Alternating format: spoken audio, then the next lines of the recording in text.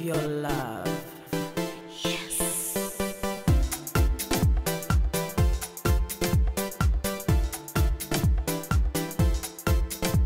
I just thought it was great. It's just brought back a lot of memories. It's seen a lot of the key players there.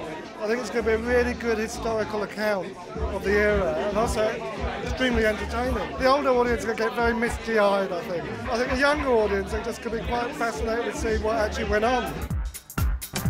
It's like a part of people's lives for so many years, and you will never have that again. Never in its entirety, never in its emotion, never in its hedonism, never in any of it, no shape or form. It's gone. And you've got to remember that as for what it was, an epic. Give your love. Watching it takes you back to how wonderful those times were and how integrated humans were with each other. How, you know, we used to go to other cities and just be like best friends with people we'd never met. And I don't see that happening now. I hope it does again in the future, but it certainly did then. And for all the people that were involved in that scene, whatever side of the decks they were on, you know, we'll take them back, I'm sure. It was fantastic.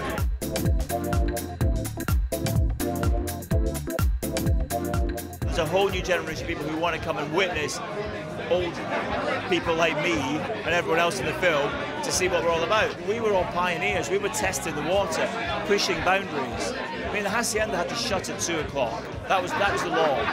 So that meant people were queuing up from 7:30 to get in there for 9, and by 9:20 it was packed and it was going off. That's a concept that people who are under the age of 30 just can't get their heads around, because they can go out whenever they like and stay out for as long as they like. We were the pioneers, and anyone who's like under 20 will learn a lot about the history of club culture. We all knew at the time that this was our generation, this was our Woodstock, this belonged to us then. But what I'm glad to say is the whole thing is gone now, it's like goes around in circles, and it's now 25 years later, and the kids are doing the same. I did a party last week called Promised Land.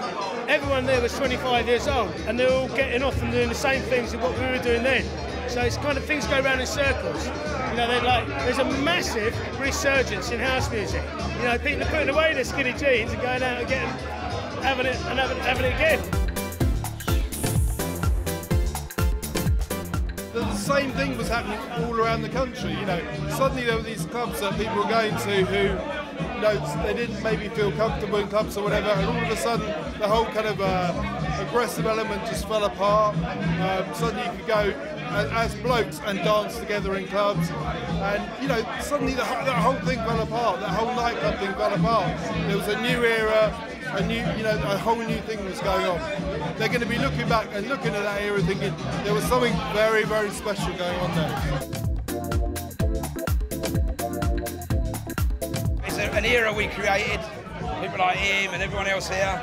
It's never stopped, it's still here, it's recreated dance music as we know it, and it started with the people who are here, so... I just watched it and I feel like going out now and getting right on it. Yeah, so there you go, it has the desired effect.